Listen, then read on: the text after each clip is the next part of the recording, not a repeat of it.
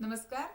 आज हम भगवत गीता विवेचन की 8वीं कड़ी पर हैं और यहाँ थोड़ी देर रुककर पहले मैं थोड़ा सा गीता पाठ करना चाहूँगी। हम पहुँचे हैं उस प्रसंग पर जब अर्जुन के विषय में संजय धृतराष्ट्र को बता रहे हैं। अथ व्यवस्थितान् दृष्ट्वा धार्तराष्ट्रान् कपिध्वजः प्रवृत्ते शस्त्रसम्पाते धनुरुद्यम्य पाण्डवः ऋषिकेशं तदा वाक्यमिदमाह महीपते।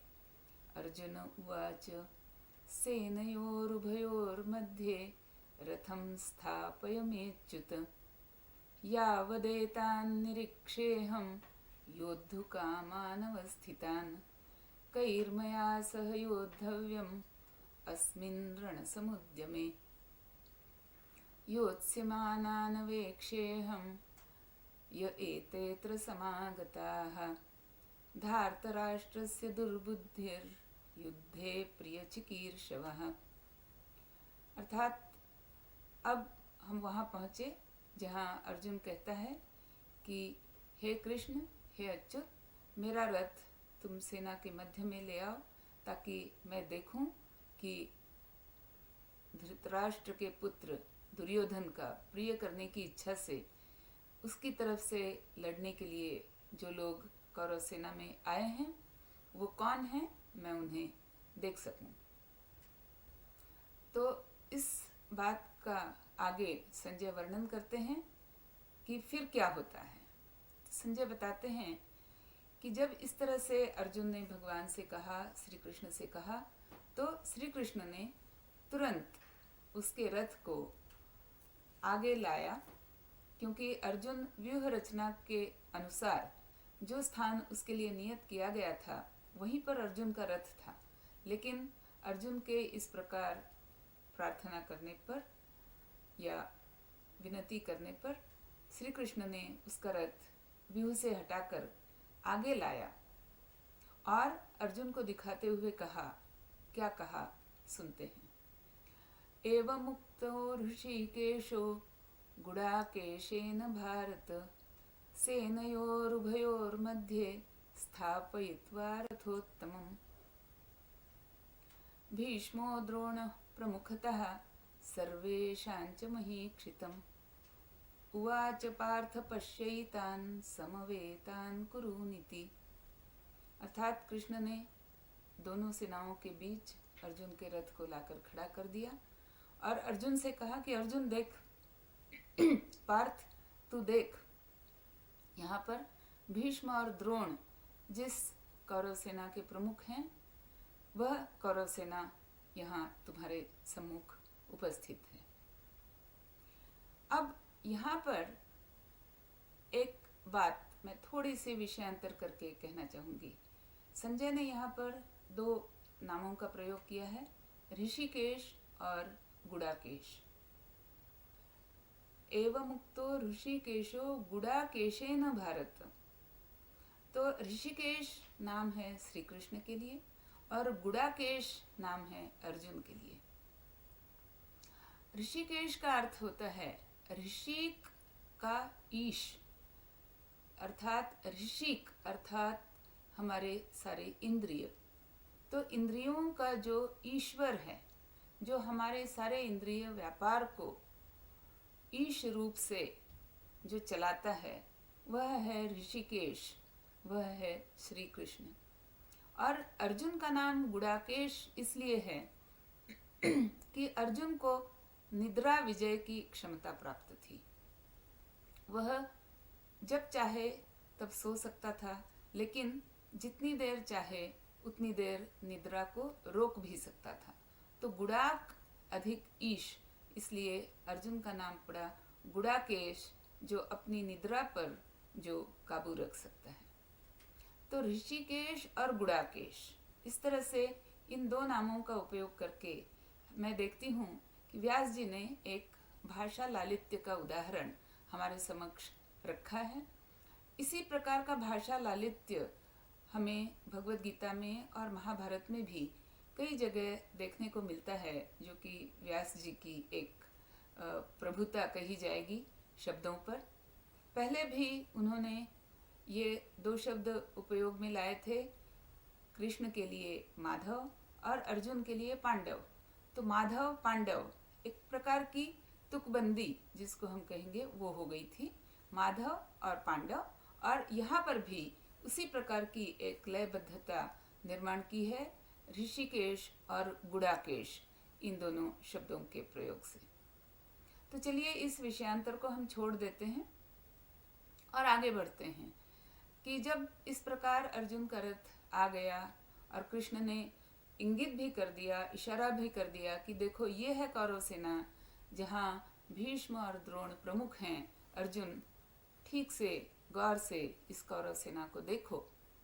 तब अर्जुन क्या देख रहा है, यहाँ पर एक बड़ा ही मार्मिक या बड़ा ही कह लीजिए कि एक नाटकीय प्रसंग उपस्थित हो जाता है, क्योंकि अर्जुन अब तक एक उल्लास में भरा हुआ, एक युद्ध के लिए जिसके मन में उत्साह है, ऐसा एक व्यक्ति जो अपनी वीर श्री को युद्ध भूमि में दोबारा दिखाना चाह रहा है, अपने युद्ध कौशल्य को लोगों के सामने प्रस्तुत करना चाह रहा है, अपने कौशल्य से इस पूरी युद्ध भूमि को कंपाना चाह रहा है, ऐसा अर्जुन।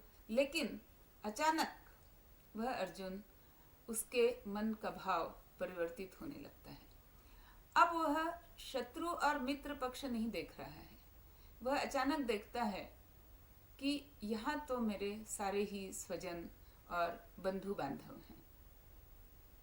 संजय वर्णन करते हैं, तो अर्जुन देखता है कि तत्रा पश्य स्थितान पार्थः पितॄनथ पितामहः आचार्यान् मातुलान् भ्रातॄन् पुत्रान् पौत्रान् सखींस्तथा श्वशुरान् सुहृदश्चैव सेनयोरुभयोरपि तान् समीक्ष्य स कौन्तेयः सर्वान् बन्धून् अवस्थितान् कृपया परयाविष्टो विषीदन् निदमब्रवीत्।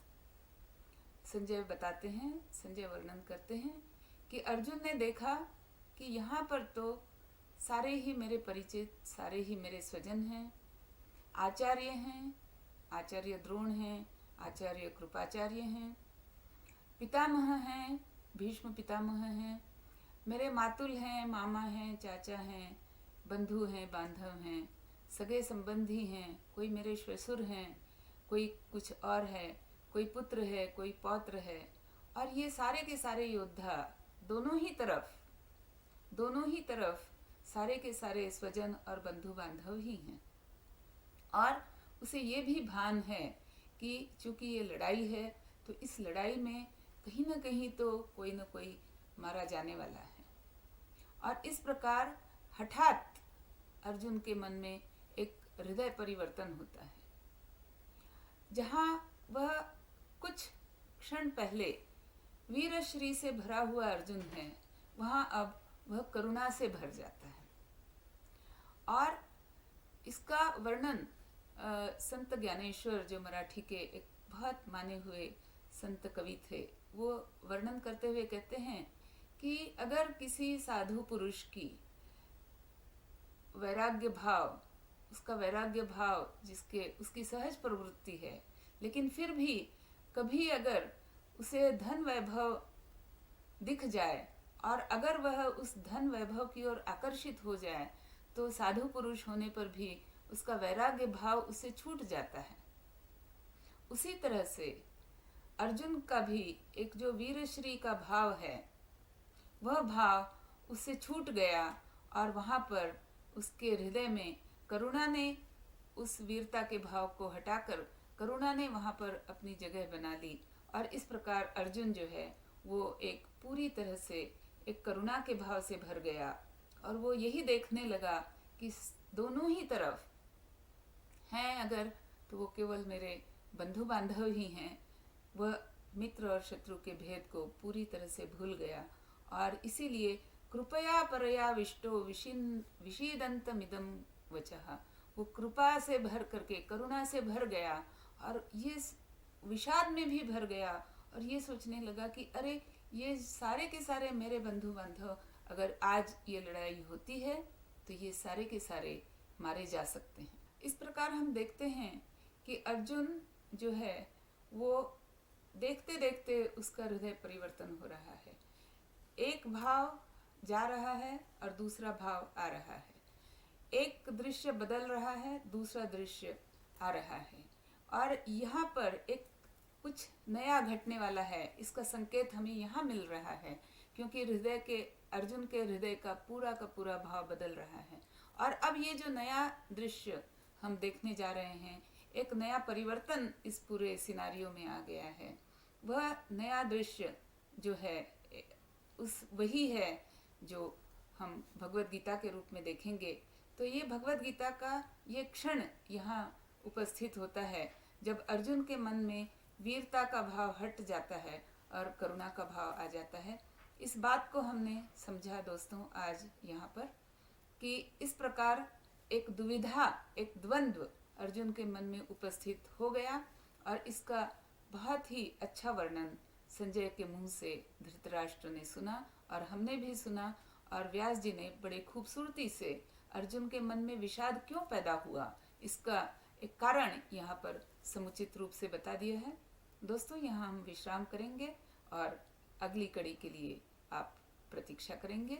नमस्कार।